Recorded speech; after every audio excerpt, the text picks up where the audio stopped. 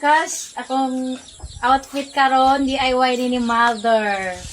Credit sa akong ang mother. Unihang gigama na ako nga outfit for today.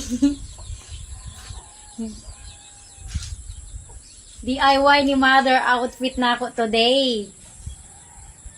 Ako si Bajula.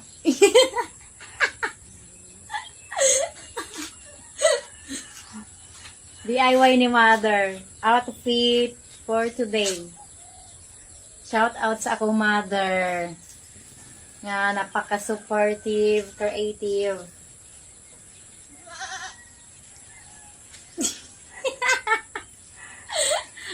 Sige katawa si mama.